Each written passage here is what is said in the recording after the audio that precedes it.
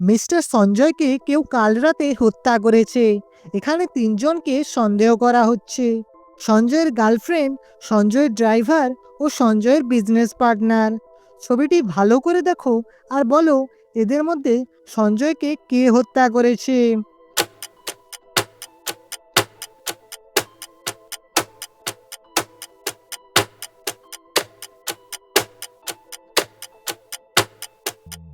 শরীরে কোনো রক্তের দাগ নেই, মানে সঞ্জয়কে ছুরি বা বন্দুক দিয়ে খুন করা হয়নি।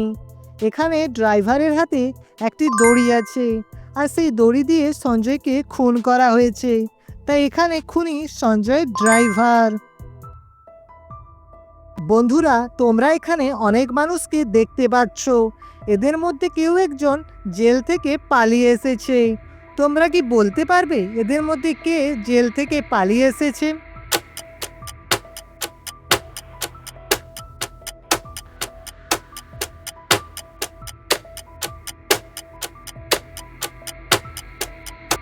বন্ধুরা, তোমরা কি উত্তর দিলে কমেন্ট করে জানিও।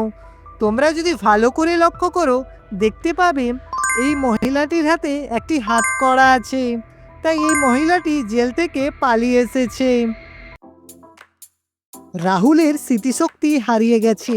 এখানে চারজন মহিলা দাবি করছে রাহুল তার স্বামী। তোমরা কি রাহুলের আসল স্ত্রীকে খুঁজে বের করতে পারবে?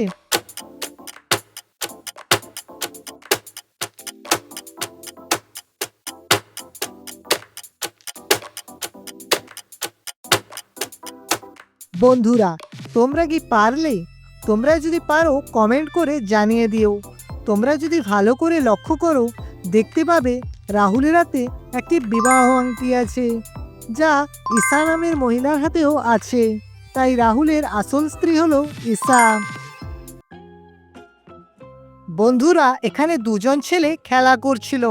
খেলতে খেলতে এদের মধ্যে কেউ টিভিটি ভেঙে ফেলেছে। তোমরা কি ভালো করে দেখে বলতে পারবে টিভিটি কে ভেঙেছে?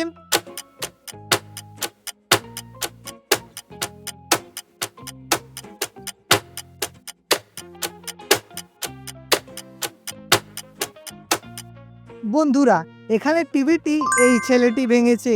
তোমরা যদি ভালো করে লক্ষ্য করো, দেখতে পাবে তার হাতে একটি গুলতি আছে, আর টিভির কাছে তার মার্বেলটি পড়ে আছে। তাই এই ছেলেটি টিভিটি ভেঙেছে। বন্ধুরা, এখানে দুজন ছেলে পড়তে বসেছে, কিন্তু এদের মধ্যে একজন পড়াশোনা করছে না। তোমরা কি দেখে বলতে পারবে এখানে কে পড়ছে না?